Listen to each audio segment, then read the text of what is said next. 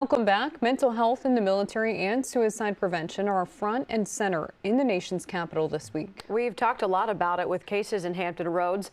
Now it's part of Congress's work on next year's defense budget. 10 on your side, investigative reporter Chris Horn looks at the key proposals to improve quality of life. Chris? Lena, the nearly $900 billion defense budget has a strong focus on how to prevent tragedies like those at two area commands.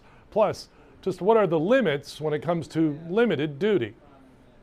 After clusters of suicides connected to USS George Washington and Marmac, the Regional Maintenance Center, Senator Tim Kaine wanted to find out what was going on. I want to offer my thanks to the military families and service members who shared very directly with me, sometimes very painfully with me, the mental health challenges that they face. So the Senate version of the defense budget is putting greater emphasis on mental health services. But Congresswoman and Navy veteran Jen Kiggins of Virginia Beach says the House version also has mental health as a priority. What the SOP is, the standard operating procedures for commands who have experienced cluster suicide. So do they have a plan in place? And that was because of what we saw with the George Washington and with Marmac. And many of those assigned to Marmac are on limited duty. Both lawmakers agree that the uncertainty surrounding LIMDU, as it's known, needs an overhaul.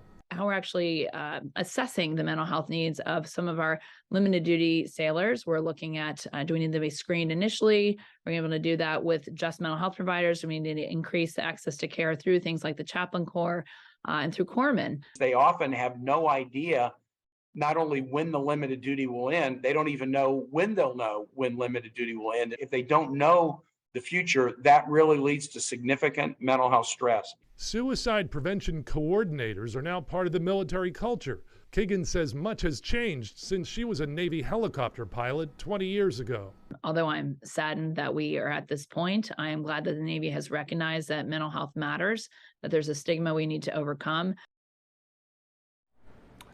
And there are other options in the proposals: a 5% pay hike, more housing options, and better women's health care are some of the other key proposals.